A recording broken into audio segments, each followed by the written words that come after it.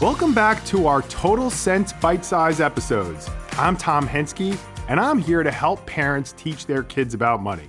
Today, I'll be preparing you for your next money dinner time conversation with your kids. In this short episode, I'll give you a few questions to help prompt the conversation. Nothing more, just some helpful questions to ask, and I'll also give you some of the responses you're likely to hear. This should be enough to help pique their curiosity about money. You are simply stopping the trend of money being a taboo topic in the household. You're not trying to claim that you're money smart yourself. You're not trying to make them a financial guru. You're just getting the conversation going to open their minds. Let's jump right in. Today's topic, explaining borrowing and credit to our kids. This is a great one. Do you remember when we arrived at the college of our choice that first day? The tables were lined up, clubs trying to recruit us, and there was a tent. That tent was run by MasterCard. It allowed us to get a $3,000 credit card and a free t-shirt if we signed up. Think about it like this. It's absolutely crucial when developing financial literacy in our kids to make sure that they understand debt, credit scores, and borrowing. A crucial element of developing financial literacy in our kids is helping them understand borrowing, credit, loans, credit scores, and credit cards. If they don't, you can imagine that when they get into the real world, they're going to have a heap of problems.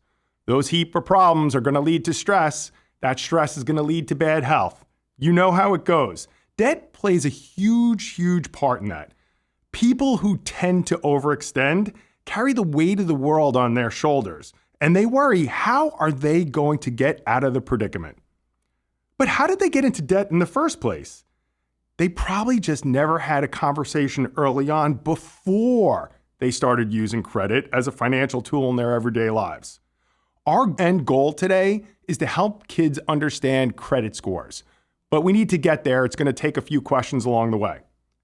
This is how I would kick it off. Tonight, we're going to talk about borrowing. You already know what borrowing is, but specifically, we're going to talk about borrowing money. Step one is you just want to go big picture. When it comes to money, what's a loan? And then stop and let them talk. After they get done talking about what they think a loan is, I love the library card example. Well, what's the library card example? It was their first borrowing. You took them to the library, you went inside, they took out a book, and that book needed to be returned within 3 weeks, or there would have to be a penalty paid. So when it comes to money, a loan is defined as you're borrowing for just a specific purpose with the promise to pay it back. Pay it back over time, usually with a little bit of interest in the money world. Step two is let's put this conversation in real world context. You know, how am I going to use this in my real life? The question I would use is this. What are the different types of loans? Again, you want to stop and let them answer. I've heard some funny ones over the years. Borrowing clothes, borrowing money. I even had a young person say borrowing food. I'm still thinking that one through. It's hard to really borrow food because once you've eaten it, how do you pay that loan back? But then they'll come up with very insightful answers like mortgages, student loans, personal loans like for a car, and credit cards. But now they probably have never heard of the words secured versus unsecured loans. So you're going to take a second to explain that to them. A secured loan is something like a mortgage or a car. The bank is using that home or car as collateral. So if you don't pay back that loan, they're going to come and take your house away. But then there's unsecured loans. Student loans are a great example for that. Whereas they can't come back and take your education away. But you'll see that with student loans, sometimes they charge a higher interest to take that into account. You say this, where can we get money? Well, the typical answers your kids will say, they start with bank of mom and dad. I heard a great one a few months ago, which is steal from my brother. I don't know if that's a great one, but that's what they came up with. Then you're going to really get down to the crux of it, which are banks, credit unions, credit card companies. And the way that you get this money is usually you fill out a loan application. The follow-up question to this is, what factors affect the terms of that loan? 3 things you want to make sure get out there: their income, their expenses, and their credit history. The next logical question is going to be, how do I repay the loan? You pay them in monthly installments. That's just paying as you go along.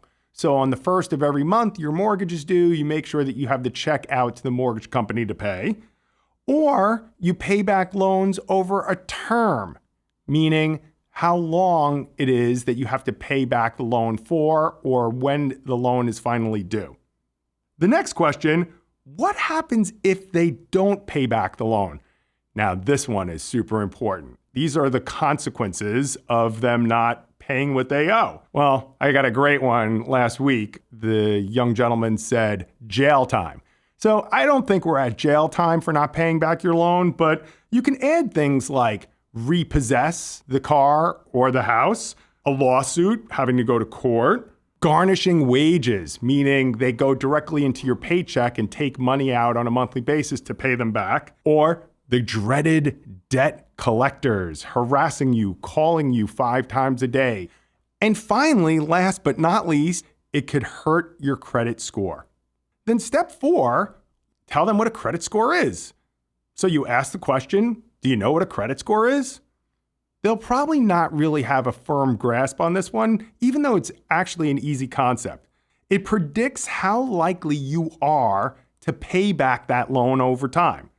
The model uses information that they garnered from your credit history, which we talked about earlier, to give you a score. The factors that make up that score are going to be things like your bill paying history, any current unpaid debt, any new applications you have out there for credit, whether you have any of your debt already sent to collection, foreclosure, or bankruptcy. So that's it. That's all they need to know at this point about borrowing and credit. Companies are using credit scores to make decisions such as whether to offer you a mortgage or a credit card or an auto loan or any sort of credit product. They're just using that score to determine your interest rate and whether they actually want to give you the loan and how much. As I mentioned in my opening, it is absolutely crucial for our children to get an early understanding of borrowing, loans, and credit. Their ability to handle this topic will have a huge impact on their future stress, which we all know is important to manage for our own physical and mental well-being. I hope you enjoyed our episode of Total Sense. A special thank you goes out to Verso Studios at the Westport Library. Tune in for our next Money Chat.